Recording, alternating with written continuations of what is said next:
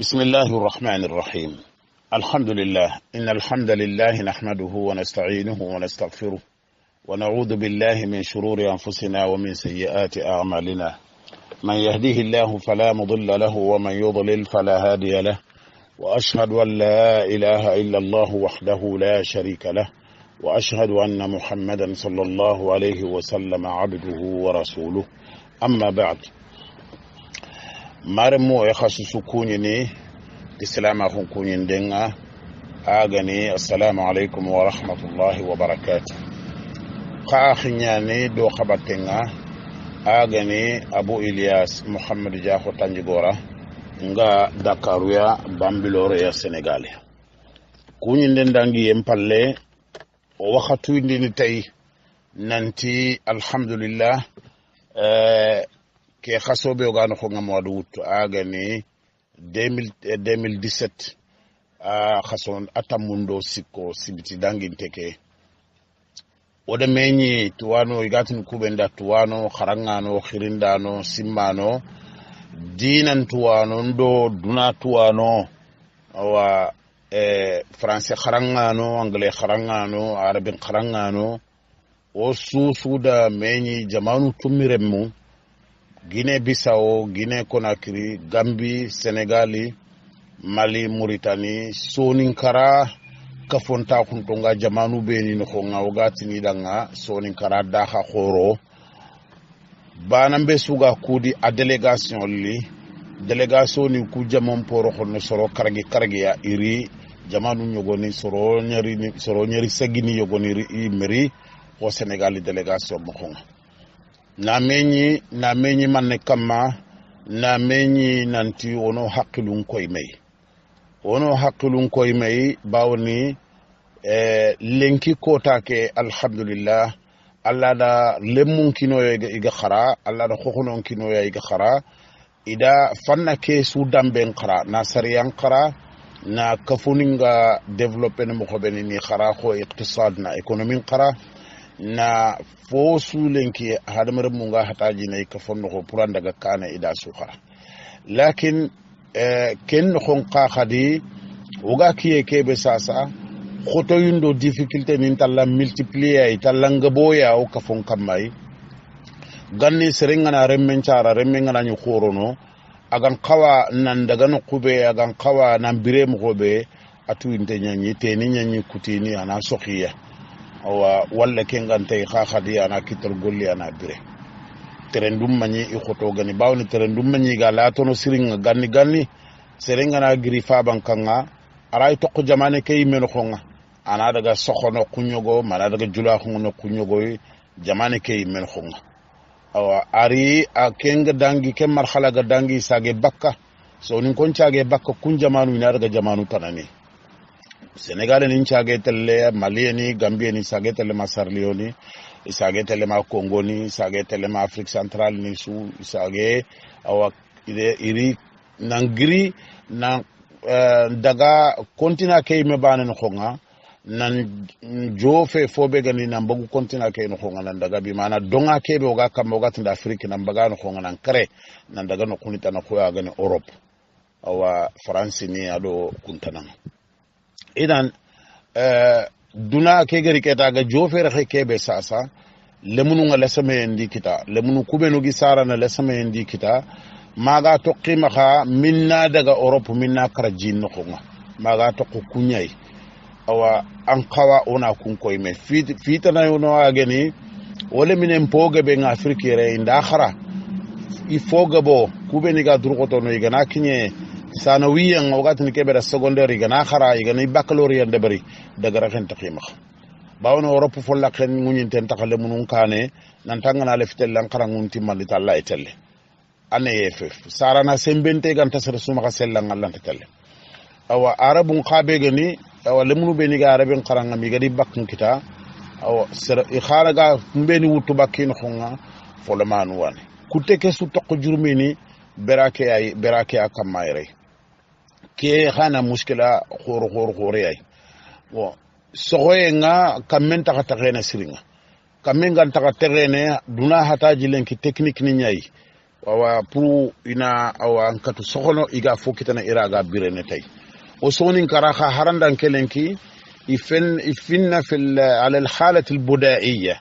iga finna mo be c'est pratiquement laitini ils sont dans les conditions primitives ifinna sokono ko ganni sokono technique ni be ni gan kawa sokono serebe ni gadi kita o sonin karano ko ni serele manu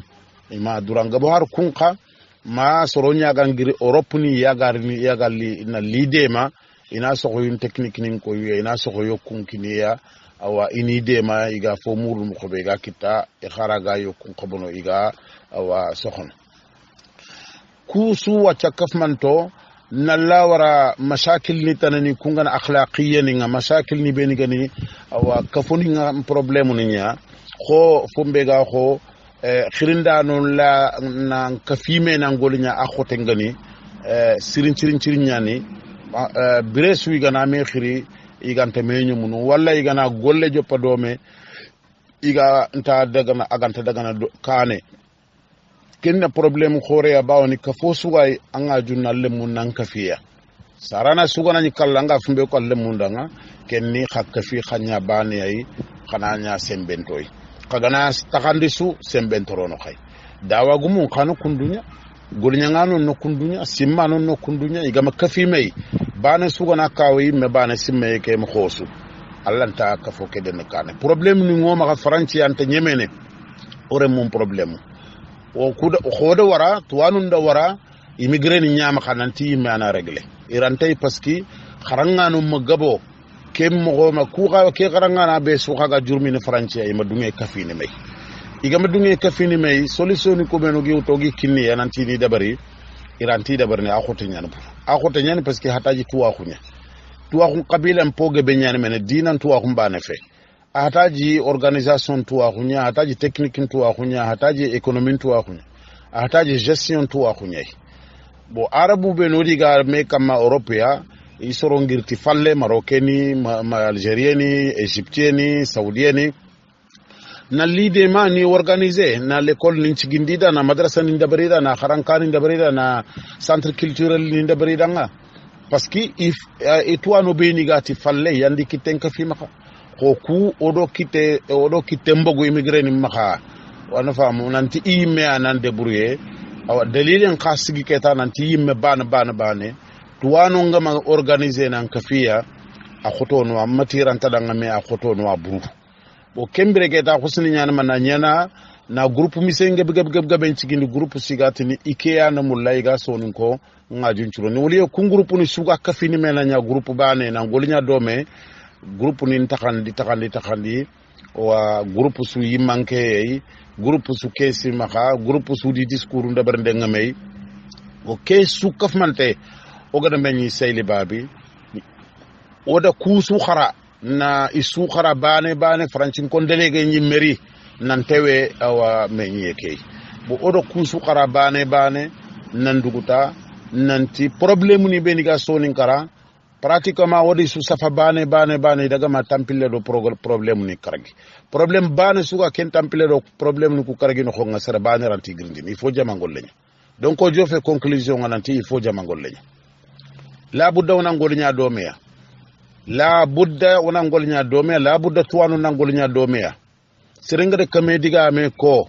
la budda o conclusion nyana kiyai c'est-à-dire que diga me nyemere xe nyana kiyai o gam golinya domeya su ngada kubene su ko o rem ku xarangunde xibare nga afrique pour xani biremo xonintu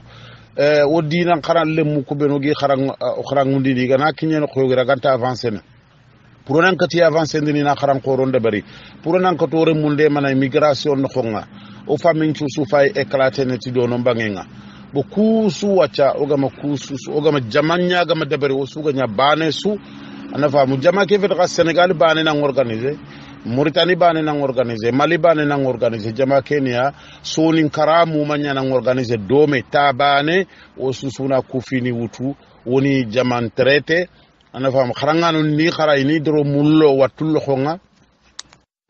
kharangano ni khara ini doro mullo watul khonga ina solution nin ko ngodan o gama kenya da bare su nanti kawande kebe o kuga da barni bane wonan to kotni serenda hakkanallay khanya kunduwa khamaganya kundu khanya keranta solution ke bane aranta solution kinni aga hadamare me angana nyitini sereda nga siro la budda nanta anna mo konko e finaga birene serengana angar muguta siro bireya angana serendo dulle gana nyita hunu angana solution kine yi dulle nga lemine nga mullen qara ande solution kine yi kharangenga ana famu kenya nan kaga na ta danga nya tengiti kara kebe khana tengiti ken kara khando awa kawande mbane gana tengi serenga aga problem be no khonga ante ankel lakkente ke ngande du foso ke ngande du fungo ke nganta anken tal lakkero no kenga anken na awa kawande mbana kongo anne erer ni nyaade barni erer fana be anga da barni qur'ani kebe gan kitte nganta kundungo oraitini anke ande no kunne nya sugande bakka qur'ani no khonga ande no kunne nya sugandi no kube ayaga na manne tuwana lakke ganta fofoy alla ke ganta foy sahiya serentan kana serenta foko nganda parce que alla kenta foy bo anga tidi khoron kana la yonda karo wundi ni ay no korosinia anga kundiga mo ko ando serenta gajam bo khande erer nya da bari parce que annabi nyimmu kube ni gari ana fam nabilla shuaib di menta khu ka fonga iqtisadum problème nya c'était un problème économique jamane nga iga amarna mo khobetina burunga iga kebe de bantina burunga agamanya adira kello kenya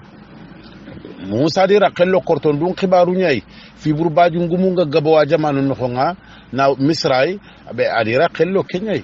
annabi alayhi salatu wassalam ken dina ngari ama karabane wut ada swatrete economy ngan khonga dinan chafe ngan khonga fumbe gena aqida batiye ngan khonga jikuni ngan khonga ana famu fo su ka folla ganta sikka falle adina keda su qawaid nin dabari qur'an keda su qawaid nin kini c'est-à-dire ada principe nin kini principe ni beni surungana awa maliya iragi ka fonda barintiya idan ogana awa sure baka hadamare mum problème ninga nantona dawa nya da barni ona erreur khur ya da barni idan kenya no kunga sonin karamu ma asugare menyi ogare menyi awa delegation ni kutumu isuri igari banambe sugai anga ida oda conference nya kin Senegal na conference kin Guinée Bissau na conference kin kon Guinée Conakry Gambie Mali Mauritanie jamane suga wor conference bana wutu woda kine nanti i menina fayina kini itwanay ana conference ke debari o ku Sénégalais o tuwana khore agana Cheikh Abdoul Wadoud Doucouré hafidahullah adini odo conference kinaya parce que compétence khor gumenyani adalla sahan no khonga dalla beran no khonga adalla dawan no khonga awa khibarat ni ngama kharangun denga marandi denga dawa nga katallay jaman no khongollenga awa ado organisation do administration nga khibra ni ngama khalade nya lo juru li akem maganya tewana odo wuto do kini o khokhone Moussa Bathily ada dabari Moussa da Bathily dabari kama yambagi ada dabari ni mo kompo timmanta fo sirenga o kim kun conference ni metu mu dabari no afalle woda atelier ni qadabari na warashat amali ni chokondi o warasha amali fan ngodo sokondi kiya kamba kam problème ni yimme men soni karaya ga bloquer ke bloquer ndi mo koy kundu ken kota yani odo yawa diagnostic nga bogu nanti soni kara pratiquement problème ni beni gan khongara ganta avancer ne tampille de problème ni kargian asu kongi lada burun kallun kongi awa na buru marem ko individualisme c'est-à-dire ananiya banambi suga mulla duda kusu kongi tuwanu kaganta dungen golnyanga dome ugana menyi bana suga makko nyana nyakane kusu wore diga mun no kondi tuambala hu karambala hu problème akongi bo metti xarallo ko ganta sonin kara yimme no xonga akongi o sonin kara tarikhu atun qad asafante fe noqbana kafmantenga noqbanay o gatno ko bibliothèque internationale de la civilisation sonin ke antadu bo ibendale fi sonin ka ko murno antelle anne yo ga telephone aga fumbeto ana ko anda na daga yogo no ko aga fumbeto ana ko anda anna wore kitabi dunga yogo no ko anna wore kitabi dunga yogo no ku yanani diga mun kubeni gi ko ngi me sunta gemme ku su wore beranga ken palle ani question ngari poser solution na man solution ke gana fumbe solution niya non ti ku problème ni ran taka bakka soni karai ma jama ki aga nya bane kudo jama ke na nya bane kha kube ni wujike ngi ya soni karano ko nan ti gana khirindi sorongi nyumunu dina gumu kuane bawani soni ko khayme yimo khontu wa ikunga awa idi khibare suidi fisu dina nkenke iga daga no kusu dina nga awa intawalla iwa dina mulla iwa dina gumu mulla iwa tuwanu mulla haraga na nyira ganti sorgono iranta tuwana sorgono yo khaye mulla ke yo kha kendi mo so gada famu kedalanti janka tuwanu nya rolul ni ina example nkini nanti soronga kebe ko gare nyan parce que foko na kunya joppa fina ana fa mushayaat ni nyogono yana nonga ana fa rumeur ni nyogono nonga kun rumeur ni ga sanki buru malagar ni nga suga to ngonin ti nan to waranta kafini makam bo jungul nyano gare nyani o debun kaf man to nyampina harsa o debugo mu yampina debugo ma khuninga o modini nyampina moda khuninga ora e kafini me o gana daga Europe ni ya angana daga France debe sonni ni foyay khabila sonni ni ga me khalaya anni ni ga nyumi ni khirsenya pourquoi oga yille ne qadi na ke rumeur sanki oyi mekama nan kusanya tali ni mewga ko ngonanti makkan bo jungu ni nyanoy kenno tallan karna parce que hadamare me haybe be gantanga serenga na ko nganga an kay mega na to ka sanki ni aga na dalla wo dalla alle mundan kismoru be ganri to ngonente ya alagar nyana mané c'est pas la peine donc toi non kay menatino c'est pas la peine goroma ka megir de toute façon gara me khironte me nyumuno no kem peut-être tongu ken garenya parce que khalasinto nyi nyeke kamma imanyeme tuwana siru imanyeme wakilanto te Allah subhanahu wa ta'ala kubeni ga dungene na ngolnya Allah da imanyeme sere o maka dossier lo soron kamma na dossier kera gana généraliser na khorondi na kinyere xeyo goyi mogo ko golnya ngana nchu suta khundi tay tuwanu ngoma kaya haro ku ke Senegal ni ko gitu gelo kula ma no ga do kungori ga fankene har say ga finna fankene sereran to kuntu humana nan takhala sinto fe allanti to humana nanti aw inte jama golle mulla wotiniya asbabu ninga imakafime sababu ni be ni gan qawga bana hunti ya makafime iga makafime keta sababu ni kuga makafime angana tuwana kirkata fo ay me akhinga nan tamanya tanya nan toronai angana tuwa wala tuwa mbali nyaga na khili nanti tuwanu nda khasulli roke khili no aken kana tuwa mbali nya tuwanu torono kwanyi kuyogoni anyi o mashakil ninga c'est-à-dire serobe ni ga sikifini nyogoni wakati ni nyogoni ikumpati kumpini dunkono laysu ahlan lidhalik yo kembre ke tanke wa otongo nintenge nanti jama kera nyana bane so nin kontu wanu chunan kafime o ga talle woda manne debar labudan na question bana jabi pourquoi khabane ya ga daga khagama tuwana chukhiri bo o fini filianere fi fananyani o suuyatu sonin kara serebe gama dusan kundi ya fallesu an tunanti fi gore nga hokkundu an ganda wara berang parce que fike oda sino filiya nya sine do takhande nya oga haram sine do takhande fike go na khanga oga me arayina akama do jiwre an ganda wara beranga gamisi to ambali ni ndo serebe ni ganta dinam pimulla gamisi de bonondi adalla bawni ku WhatsApp ni lenki ado ku moyen d'information ni beri gari wacha serein chuani rakello no foke be aganta to angana question yo go poser pour toi non nanjabi to ambali nanjabi kato to wana nganjabi ni to ambali nanjabi ana bonondi kiana sababu fana be ogati no oganyan mo khombe o matu wana bagandi otiya oganyan mo khombe khorna golnya ngano awa muru jamane su golnya ngano karaki ana famu odo jama kun golnya ngano karagi kun jamane suya kunna fike koy may jiwre wona wasanyana khodanga waga walla berake kam may gatala nya WhatsApp ncefenga gatale bono makay bo oda golle ke kana sababu fana be sigi o gamba dum ya raqingu ni pour arsuni iraqille sababu filandi be gada ken debari kenya o gatale meñi jamane be kembiro ma harde side wotale Mauritania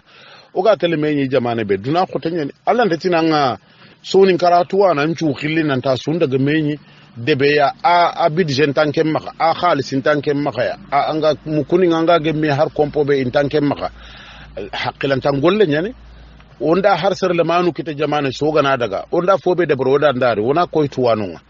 ñumu yefe golle ngi wala dabarti a hikma ngare kebe woje bindiya wona dabari o gantiya wona sentiment nyabatu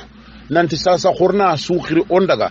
premièrement déjà o kuga tele déjà tanji ke tuwana me seyli babi be galli seyli babi anga mo tamaru ke wori anga tunu nanti Mauritania ni yugo khoro nyani jambaru ni nyani sere siru nyani gol nyangano nyani iwo soni ka hun qamulla parce que ke tanji ke sere ngana ngamei agara likebe agara farebe sara agara khalis be tirindi agara juudu be tirindi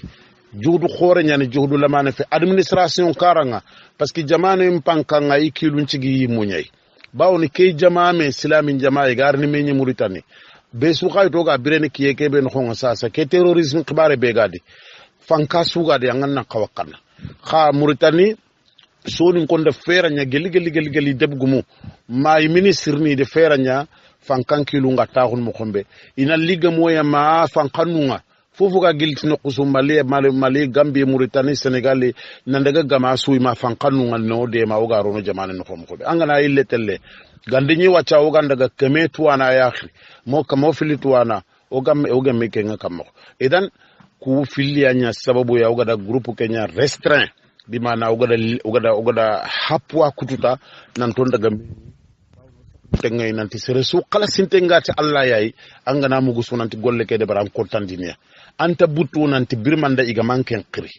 bawne Allah hada fo suga duna sababu ni nyane tuwana bega Senegal inke maja ko bega diga mun khada nganta tu agabe nyana buru o gande keme fera de bari mo gada sere bane ken to ko falle o gatino o manya tuwana tangere yo Kenya no da fa woto na nya kundu yo ha golle ke boga daga o gada bari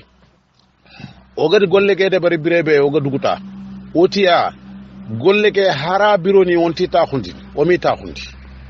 o do golle ke rakenya ngunin tan to konanti congrès rié yani khirinden nanya tuwano na taxu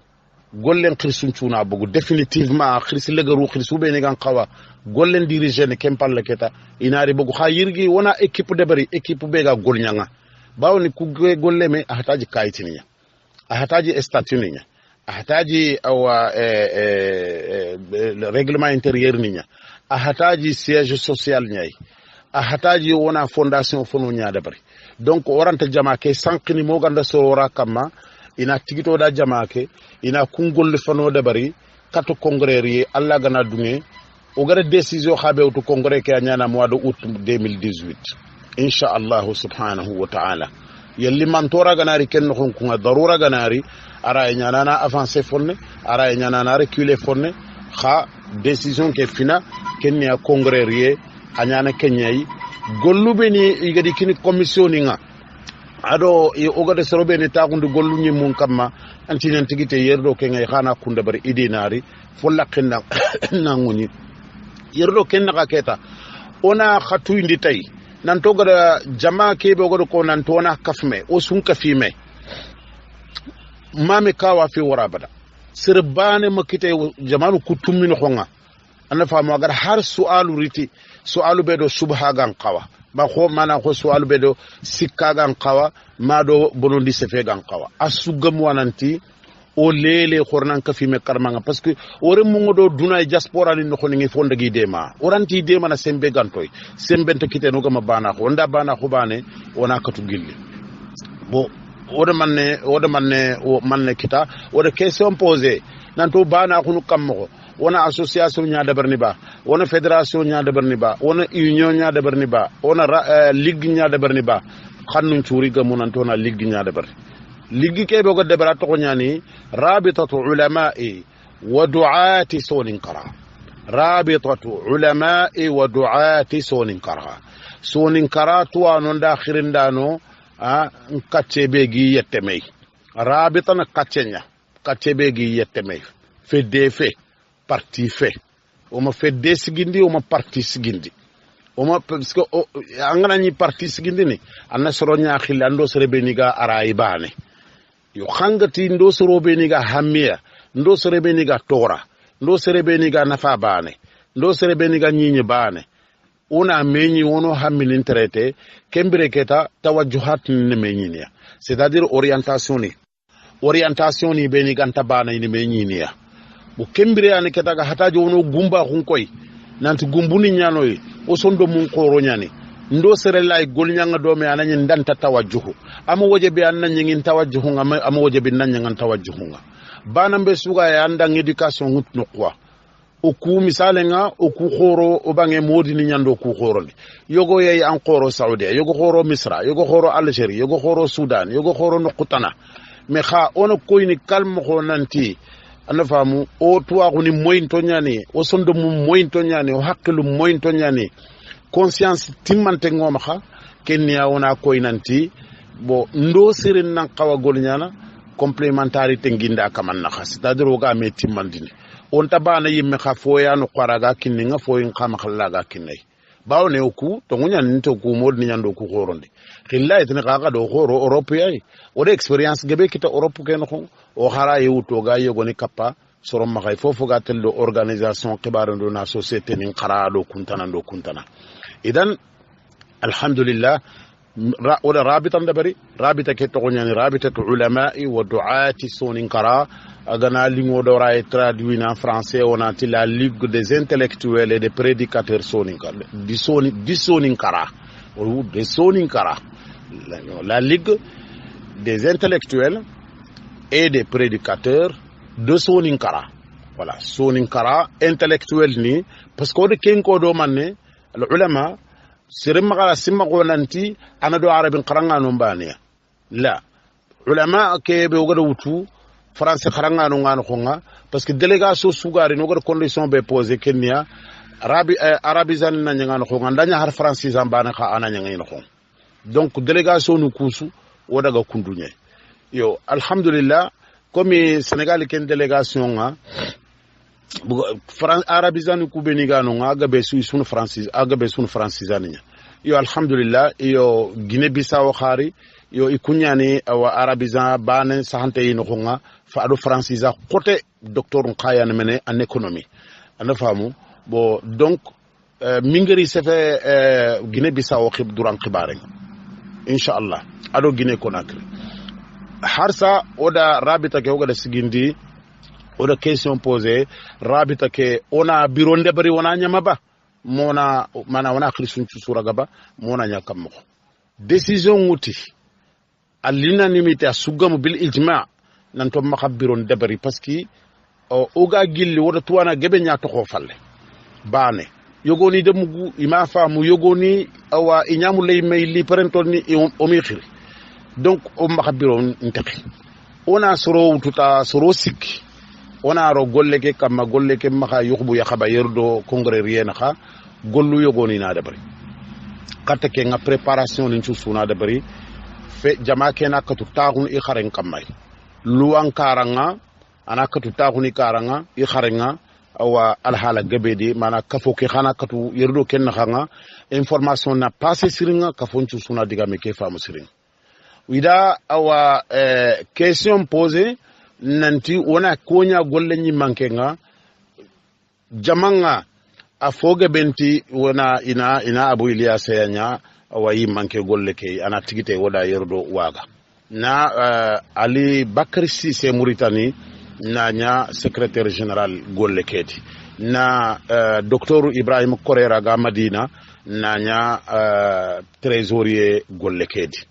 osoro sikki kunga yidi golle ke uti duro kamma igar golle ke uti godoro kamma alhamdulillah woda tinga talla subhanahu wa ta'ala bawo ne adam remme anga khirindi ni katta foy igana tandanga awa o simman Allah isargono da katta wakatiya an karanta nyimme mbaka wure bo odo golle ke utu kunduway donc golle ke président nya fado ado khalaga diga mun kundu sasa kha président ko begene ke ni to nyanta ado responsabilité ke ya khoreni ado wakati ganke nyanta yerdo kongore ke be garni waga Allah gana koyi awa birante be oga girkenga wada question posée nan to wala o sasa kunga wada bana kunko wala wada bana kun ca babunta kundi wada khirsum muro dira kamayna sorgo da katawaga awa wona manne deberni kunga se fenga nya kenya iketa parce que dossier ni ko di takhande inshallah mingari khara khada nga cirin Allah gana dunge bawne radio zikra usu radio kanyan o wore munyanno o ko no nyanno o khirindano nyan no tuwano nyan no alhamdulillah ndesima moga katurini golle ke na la detail no ko siringa parce que warashat ni bito sikki atelier ni be no gadi debe o gadi monter pendant bito sikki atelier ni ku tellement groupe ni nga waxati ñogo ni groupe ni tummi o ga gol ñanga o ma problème la mané kit kharano o problème gebe ñaka ser bané gantina ku khara nanguy mu ma ñana ngi khara ngalante yo alhamdulillah donc lantaro kunde tay ni ci no khorayri ni kini fonne parce que le problème ni ku taxandia problème ni ñogoni wona kundanga mashakil ta'limiyya wa tarbawiyya kunna ce sont des problèmes d'éducation et l'enseignement et l'éducation problème ni be diga do kembate kunna mashakil ijtima'iyya wa thaqafiyya problème ni be ngani kafum problème lu ñado namen problème lu ñan ko xamne mugundi mbala ko le munu nganta xamne mukk ado kuntana ndo kuntana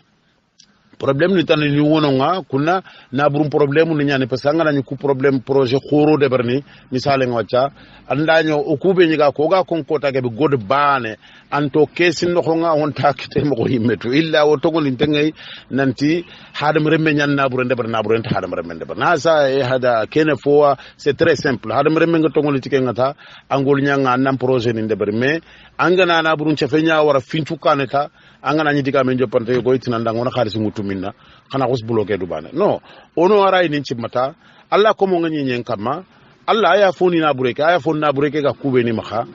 comme su ga gol ñangal la danga xalassini haranga na an xalassinte haranga na ñi ñampata ñerundi ke ureya alla na la xe alla wala xetu idan ken kunga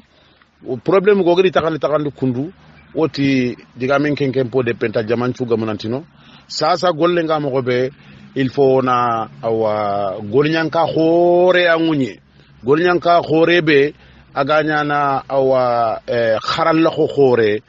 kharal le khebe aga kharan qoron kharangundini aga kharangi ke khabile nin qasu kharangundini kenne manne kharan qoro c'est-à-dire nan dangi ibtidaiyat ni kudo i'dadiyat ni do sanawiyat ni wana kulliyan dabri bimana khoyi onati université yo kha université angana ke mugo bane kulliya gebenyan yo kha ona kulliya faculté ndebari ona faculté khore de bari kella ga gemme bakalo fo sugana bachelier nya soni kelle me bachelier ni nyagani iga korni dagana walla iga sugandi ni nan qara afrique ni en khonya wana katu gemmiya ogi kharangudini igi licence ni ndabar no yimme kitunga kenga nyana sababu ina soni ke mugu ina soni ka khuntu ini diplôme ni ndabar khosoron chuma khonga wana collaboration ni muru université kutu no khonga pour diplôme ni ko beno gi dabar ni diplôme ni ko ni reconnu serebenda diplôme wutuno ngalla ga gol nyangono kusui idan ken kunga antanyana pour kharange mbane fumbe gan khona awa dinan qarabane na khannu qara kudo soni keke na soni keke ronda no khona kharangu di kursoro nakati thèse ni chutani ni ona ka thèse ni ndebarni soni ka khun kamado soni ka khu awa problème ni nkamay idan donc fumbe ga kho meccun khibarun ka na atelier ni na katurini debari fumbe ga khona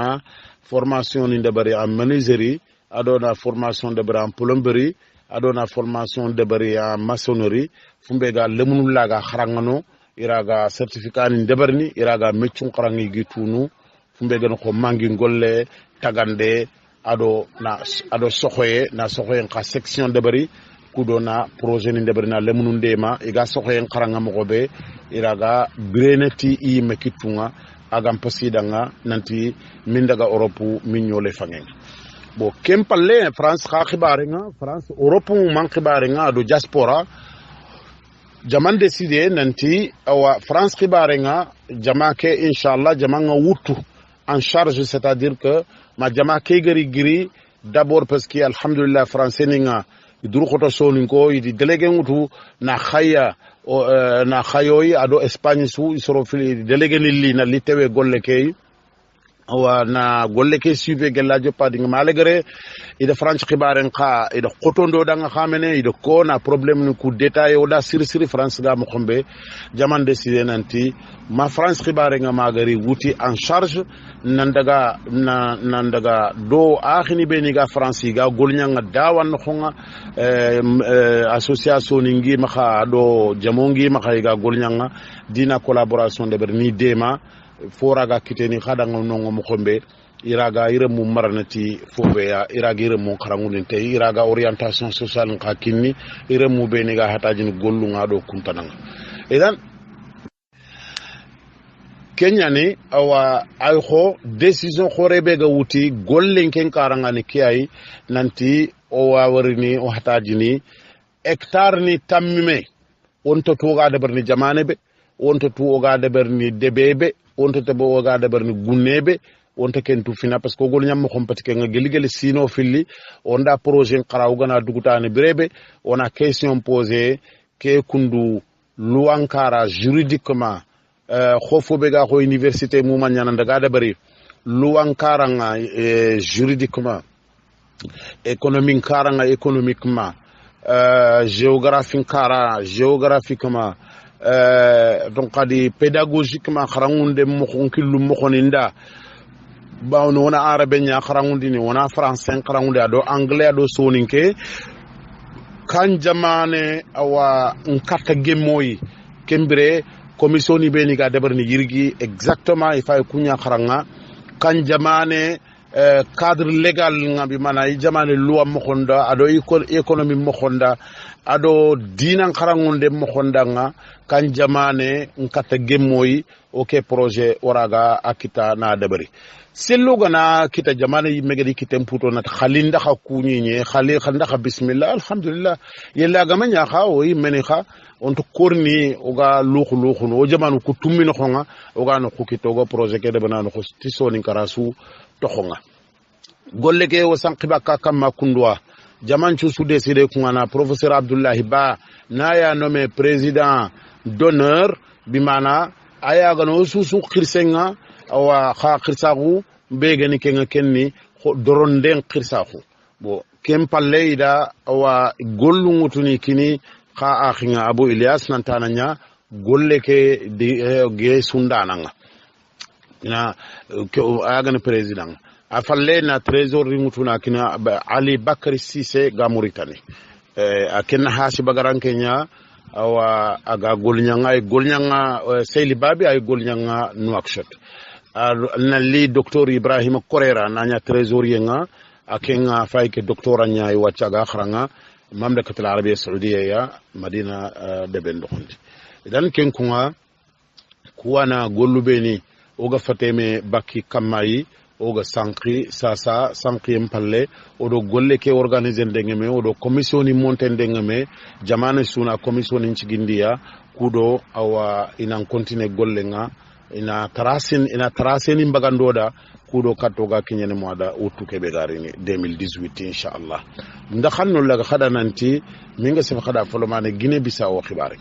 Guinée Bissau wado Guinée Conakry lemunu kubeni gari tuwanu kubeni gagirino nalli ida golle de bari golle be soni karaga makawa mungu ne idanga kenne manne adanyi lenki kane ko ngado ko ken ko ta masalangen no khonga o kukunchu o ganani soni kara Congo tinata Mali Mauritanie Gambia Sénégal o mani Guinée Conakry Congo o mani Guinée Bissau ko docteur Mohamed Samba Darame Guinée Conakry kenyana ga kharanga Misra ya ga doctoranga ayam puti do battenga gelige la faytalma sino tummi awa bawo KCF kundu dallo na ka KCF nantona soni kontu anon chume nyindi asino tumundi nyana yirgi kha na ona organiser denken jopa sine do takande yo docteur mputi do battenga gel 2011 do wachanaka nanti no kaga nani soni kara Kongo khaganto Kongo to ngufetike nga sahaba fe afalle iri otu ndite gananti Guinée Bissau soninko awa ntakunto ngono sirxa mene soninka rawanon kai wo ote sasa ganya kundwa o suna menyi o sugar menyi ka iri délégation ngiri Guinée Conakry délégation ngiri Guinée Bissau nalli Guinée Bissau ko ngari ido koy nanti Guinée Bissau problème be ga nonga khore parce que ti har madrasa banenti kum khaynonga koyo gatini ibtidaiya har madrasa bane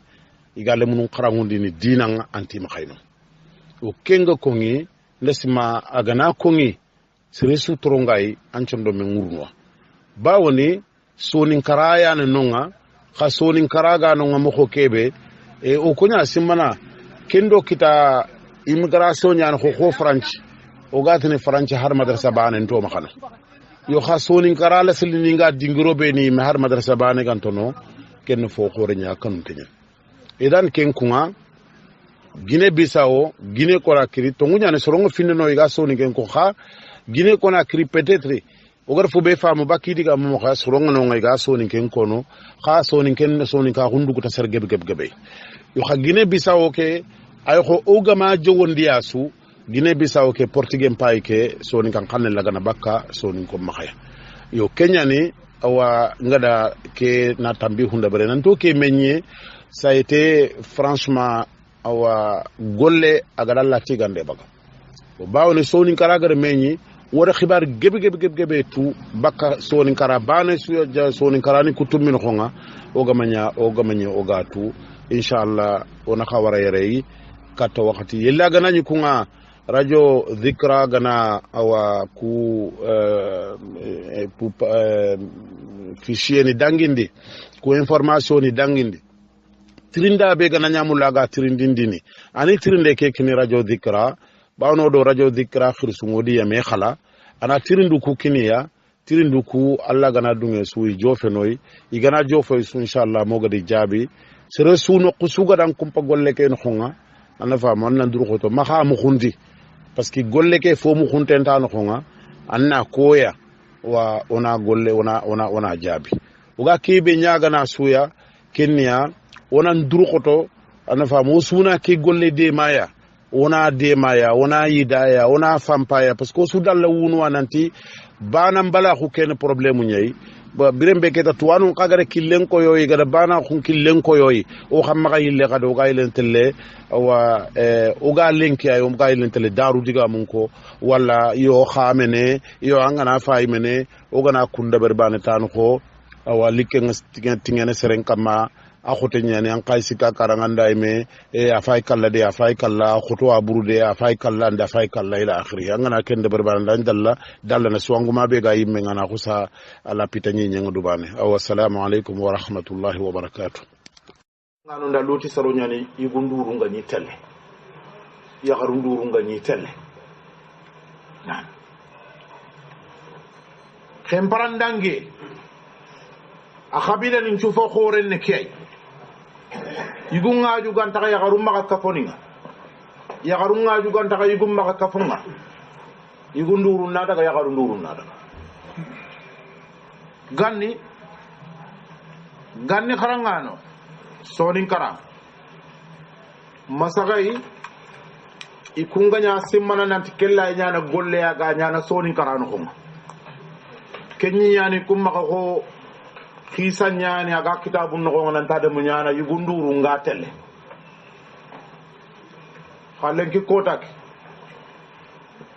lenki kota ke Allah da muslimin tujar bitike mas'ala maga jofe no yime maga jofe no remu maga jofe no waxni ajo len nyugunga ajo len nyagaru xamma ka taaxu kunga xarangano be ni gaayere surtout lemunu abeni gaaren taaxu xummene xamma ka taaxu kunga ma xa gallinya fere samantenga birebe xanat xaya solution mu parce que ku fe gabo ndenya ngana sar gebet ni yarante fo xala kuy anta fo xaliya jaman xaya xenne tuwananya jama ya gante jaman pinkinte nyano jama anya nga jama ngadi gabo yesu afinkinte nyano tuwano be ga jaman no nga iya kon khayay khagama jawo fofo walla kenguma loni khanje wa ko ngosoro kula nanti khale nyugo ko khale nyakaru nga xama xakani kuno ko mo gobe ido yigu nyakara ko qoro no kunduya kana kempa mu gelle sasa xakani kuno ko anna leminenyi awa 10 ans len nyakare do 10 ans len nyugo yamba kan no ngai sunaro do me du sunu no suna bugo walla ina kiram ma kan no ko kiloti ninga nguna lemungi kan no ko hamma anga kelen to danse ngandu kampalle danse nga tampalle ha anna nga kelen to ke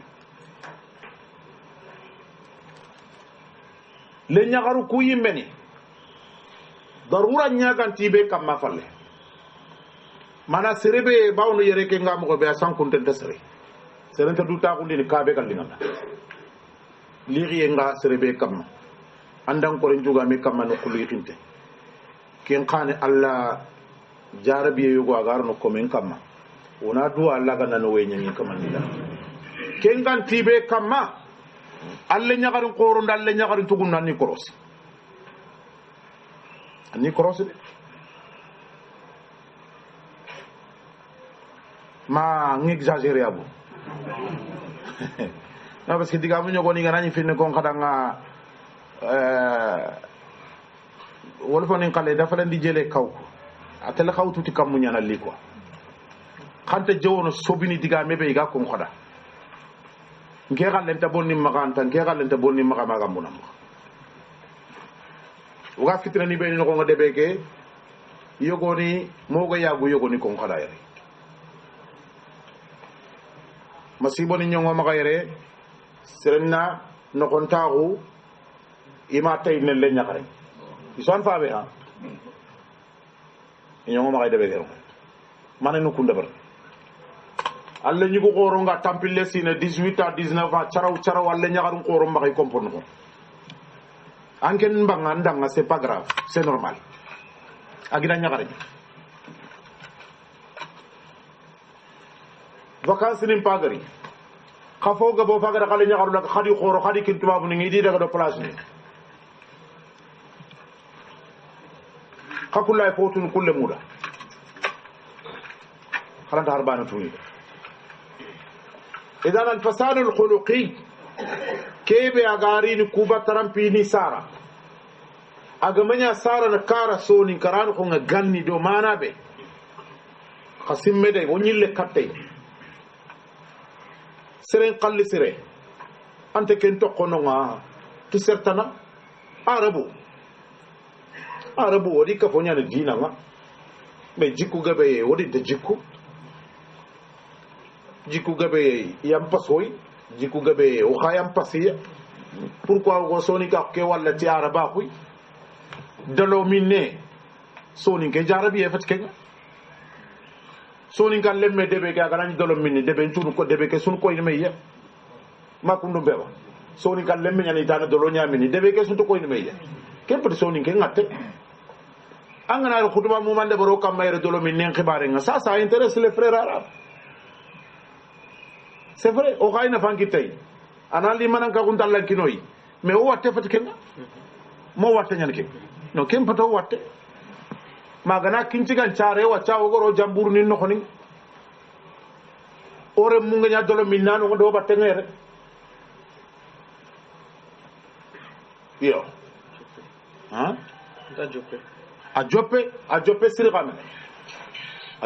khamene idan fumbega kenyana o ku hakka foke problem ni kebe o tagunu ana me fayta ma fumbe dabo jikku siri kebe ga hakka foke wonta ken developper na ko re munana ha lemme so nin kenta di dalo min so nin ke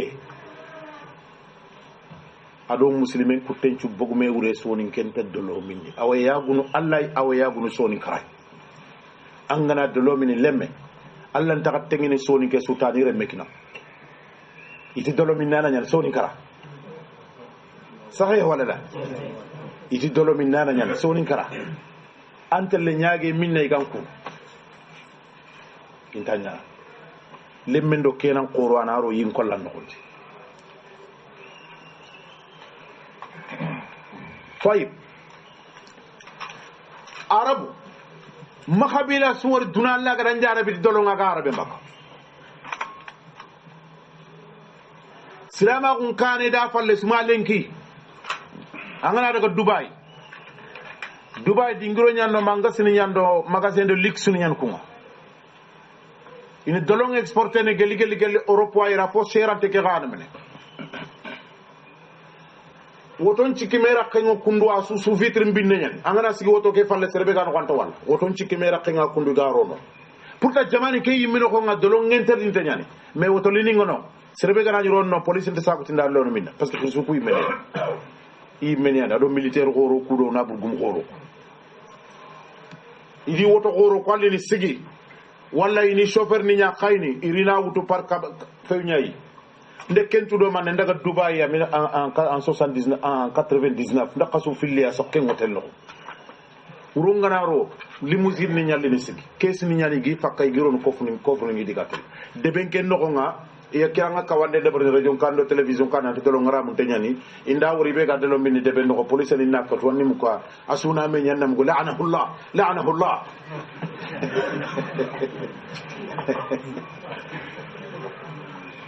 o kubange har lemine nyimmete de lo min fara khilsekel modi debgume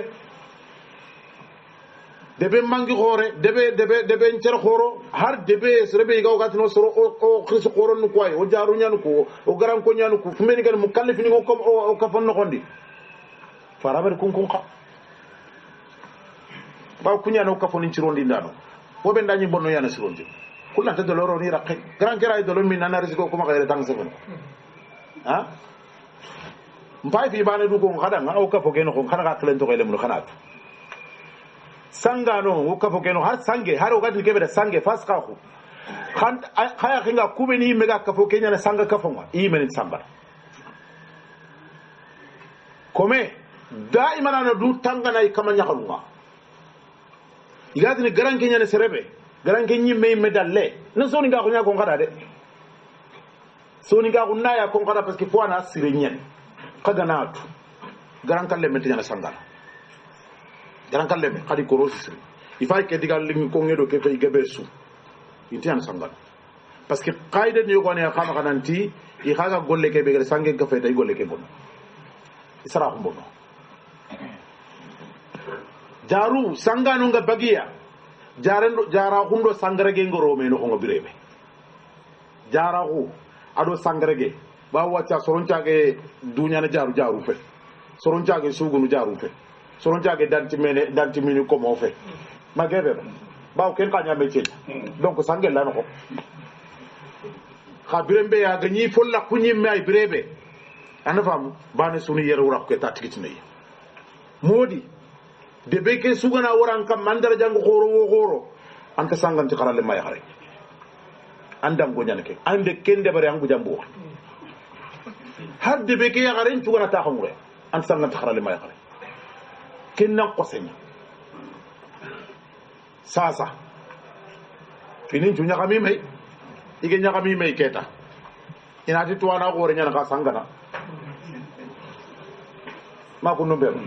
awre ne ko sente yanto ko setu anto ko setu I golle bawana ganne kentu haraga ma to kono talla na to kono ti golle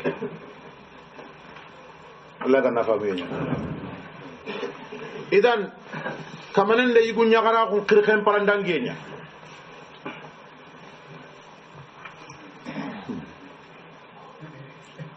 iti de khay kato kuje fa kharajna man kana fiha min almu'minin ida gurujan den dabari ida saduma nyen kara kamanen de diga men de fondiya dingro tanade diga me keko na Allah dali dingro nyogoni anti faja'alna 'aliyaha safilaha saduma nyen kamera nya udaya ak kamera nya urera malaika ndi kampella urada filinka fa akhrajna man kana fiha min almu'minin mu'mini bana ngubeni ganyino ngodi bagandi kum halak fama wajadna fiha ghayra baytin min almuslimin ومفوفو نينو غانتا كابانه قال المسلمون وتركنا فيها آية وركاوا في تغنون للذين يخافون العذاب الأليم سروندا سروبيني غاكنا ينقطي كبه مومنتين الله غنو تانغات نعم كيسا كيرا انت توعدون كوختم بيلدين كاب ميرا نعم إذا بشرا لكتي إبراهيم نعم إذا يانا غونغون لكتي وعيد لي إذا وعيد لكتي سلام نبي الله لوط لوط سرم أحسنت بارك الله فيك وقال تيجا مبيك ودارو ننتي إنما توعدون لصادق ننتي توعد خطك غونغون ناران خونغا لا يدو سيرنا وعد ناران خونغا وعيد ناران خونغا صرفنا وغنا كيني بناء للمجهول لخينا أنيانا كندونيا يسونيانا بانيا كمبري كيتا ورينتو كوي كيتا أنا alternance na dabe bimana diga muku rono me batungo daga na kundunya agana gongo nko ngoda koy يوم هم على النار يفتنون ذوقوا فتنتكم هذا الذي كنتم به تستعجلون وعيد يعني أنا أبتون دي أنا وعد بتون دي إن المتقين في جنات وعيون ما غنيمه أري أجر إبراهيم خام كتونكو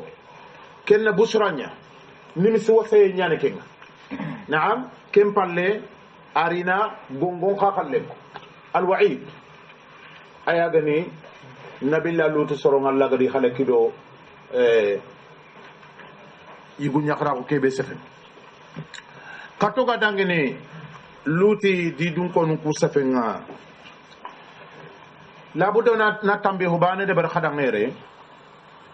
kenya gani gollu yo gonu wadu gollu buru kuno ko nga